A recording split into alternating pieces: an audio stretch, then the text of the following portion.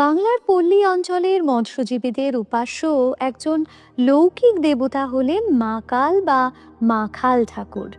বিভিন্ন দেবদেবীর মতন এনার কোনো মূর্তি হয় না। মৎস্যজীবীরা কোনো জলাশয়ে মাছ ধরতে যাওয়ার আগে তার তীরে বা পাড়ে এর পুজো করেন।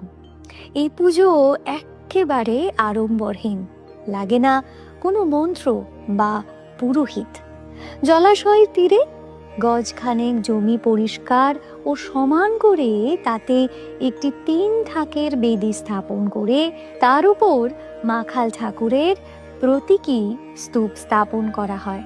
তারপর তীর কাঠি দিয়ে বেদির 4 কোণে পুঁতে লাল সুতো দিয়ে সংযুক্ত করে তীর কাঠির উপর সিঁদুর দিয়ে তাতে ফুল তুলসী পাতা রাখা হয়।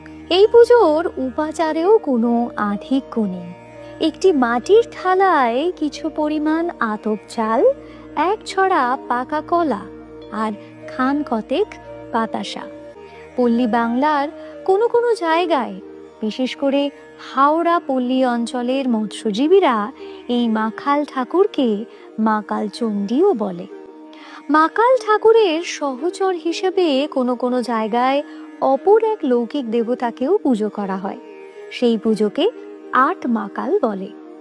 24 পরগনা জেলার সুন্দরবন অঞ্চলে এই 8 মাকাল ঠাকুরের পুজোর প্রচলন অনেক বেশি।